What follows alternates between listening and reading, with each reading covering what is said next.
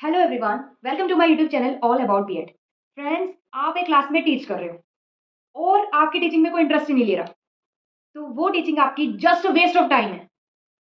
It's nothing, it just a waste of time. क्योंकि जो आप बच्चे को पढ़ा रहे हो वो बच्चा सीख ही नहीं रहा, तो वो टीचिंग कैसी?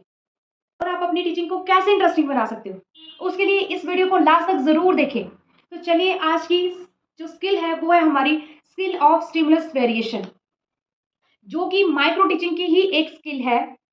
जो स्किल ऑफ स्टिमुलस वेरिएशन एक ऐसी स्किल है जो बच्चे को इतना एक्साइट कर देती है, इतना स्टिमुलेट कर देती है कि बच्चा सीखने पे मजबूर हो जाता है। वो आसानी से अपने कोई भी सिखाई हुई चीज को अच्छे से अपने माइंड में बिठा सकता है। इसके मेन जो ऑब्जेक्टिव्स हैं वो यही है कि ये अपनी स्टूडेंट की कैपेसिटी ऑफ थिंकिंग को एनहांस करता है, उनकी एक्टिव पार्टिसिपेशन रखता है क्लास में, उनकी जो बोरिंगनेस है, उनकी जो फटीग है, उनको मिनिमाइज करता है। 8 कंपोनेंट होते हैं इसके, जिनके बारे में हम बारी बारी से इन डिटेल जानते हैं। तो फर्स्ट कंपोनेंट जो है वो है इसका मूवमेंट। अब आप क्लास में पढ़ा रहे हो और बिल्कुल स्ट्रेट खड़े हो और स्ट्रेट खड़ा होकर पढ़ा रहे हो, तो वो कुछ हद तक तो ठीक है, पर उसके बाद क्या होता है, वो बच्चों को बोरिंगनेस देता है, बच्चे से बोर हो जाते हैं। तो इसलिए जब भी आप टीचिंग करो उसमें हल्की सी मूवमेंट जरूर रखो। सेकंड कंपोनेंट है जेस्चर्स। आप टीचिंग कर रहे हो तो उसमें अपनी हैंड मूवमेंट्स को जरूर यूज करो, क्योंकि बिना हैंड मूवमेंट्स के टीचिंग जो है वो अच्छी नहीं दिखती और अच्छी नहीं होती। ठीक है, अब थर्ड कंपोनेंट की बात करें तो मॉड्यूलेशन इन वॉइस।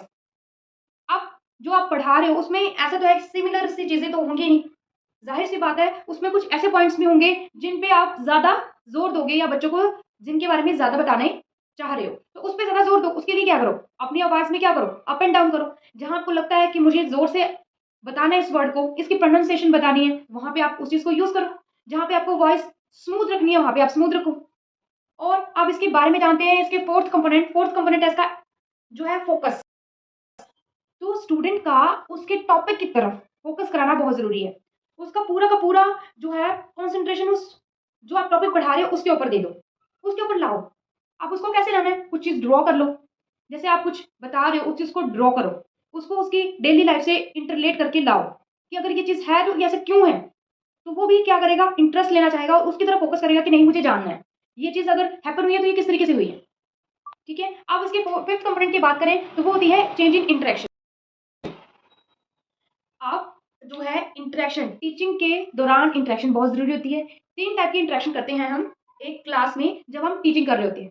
फर्स्ट नंबर पे टीचर जो को पूरी क्लास के साथ करता है। ठीक है, जैसे हम पढ़ा रहे हैं तो आप ऐसे पर्टिकुलरली एक स्टूडेंट को तो पढ़ा नहीं रहे, पढ़ा तो अपनी पूरी क्लास को रहे हो, तो उनसे आप कुछ इंटरेक्ट कर रहे हो। सेकंड नंबर पे जो इंटरेक्शन आती है वो होती है स्टूडेंट टीचर इंटरेक्शन। आप टीचर जो पर्टिकुलर एक स्टूडेंट को उठा के पूछता है, जैसे कोई टॉपिक पढ़ा रहा है तो हो सकता है कोई बच्चे को प्रीवियस हमने कल क्या पढ़ाया समथिंग, या आप कोई आप टॉपिक पढ़ा रहे हो तो क्या आप इसके बारे में जानते हो, या इसका कोई एग्जाम्पल, ऐसा कुछ पूछ रहा है। जिससे क्या होता है, बच्चे जो है वो थोड़े क्या होते हैं, अटेंटिव होकर क्लास में बैठते हैं, थोड़ा एक्टिव होकर बैठते हैं कि हो सकता है कि शायद नेक्स्ट टर्न मेरी आ जाए। और थर्ड इंटरेक्शन होती है स्टूडेंट स्टूडेंट इंटरेक्शन। ठीक है, आप उनमें क्या करो, डिबेट डिबेट करवा सकते हो, क्लास में डिबेट करा सकते हो, उनमें कुछ कंपटीशन करवा सकते हो। इससे क्या होगा, वो आपस में इंटरेक्ट करेंगे, तो उससे भी क्या होगी, आपकी टीचिंग एक्टिवनेस होगी आपकी टीचिंग में और आपकी टीचिंग इफेक्टिव होगी। बात करें अब इसके सिक्स कंपोनेंट की, वो है पोज। तो जब भी आप टीचिंग करें उसमें बीच बीच में पोज लें, जिससे बच्चे जो है वो कई बार ध्यान इधर उधर या बातों की तरफ हो जाता है, एक दूसरे से बात करने लग जाते हैं, तो उससे क्या होता है, वो एक्टिव हो जाते हैं बिल्कुल कि नहीं, आप टीचर का पूरा कंसंट्रेशन जो है वो उनके ऊपर ही है। ऐसा नहीं है कि बस जो आप टॉपिक पढ़ा रहे हो बस पढ़ाई जा रहे हो पढ़ाई जा रहे हो, बोली जा रहे हो, तो उसमें बीच बीच में अपने पॉज भी लेना होता है। बात करें इसके सेवन कंपोनेंट की, तो इसका सेवन कंपोनेंट है use of audio visual aids. तो फ्रेंड्स, आप अपनी टीचिंग में कुछ चीज़ों को दिखा के या कोई चीज़ें सुना के ऑडियो विजुअल चीज़ों को यूज़ करके टीचिंग को इफेक्टिव बना सकते हो, इंटरेस्टिंग बना सकते हो। जैसे कोई टॉपिक पढ़ा रहे हो, उसका कोई एग्जाम्पल दिखा दिया, उनको शो कर दिया, या उसका कोई छोटा सा एक मॉडल रेडी करके उनको दिखाया, उनको प्रैक्टिकली करके दिखाया, तो उससे क्या होगा, बच्चा ज़्यादा सीखता है। और कई बार क्या होता है कि हम कोई चीज़ सुनी हुई चीज़ को भूल जाते हैं, लेकिन आंखों से देखी हुई चीज़ को कभी नहीं भूलते। तो उसी तरीके से हमें जो है वो अपनी लाइफ में इन फ्यूचर कई बार चीजें हमें सुनी हुई भूल जाती है, लेकिन देखी हुई याद रहती है, तो उससे भी काफी हेल्प होती है टीचिंग में। अब लास्ट कंपोनेंट की बात करें तो लास्ट कंपोनेंट है इसका physical participation of student in the class.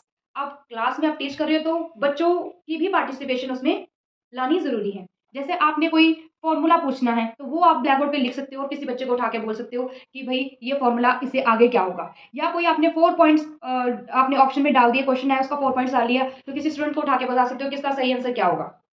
या कोई चीज़ ड्रॉ करने को आप स्टूडेंट को बता सकते हो। इससे क्या होगा, स्टूडेंट की जो है वो कॉन्फिडेंस बिल्डअप होगा। और वीडियो अच्छी लगी हो तो लाइक, सब्सक्राइब और शेयर ज़रूर करें। Thanks for watching.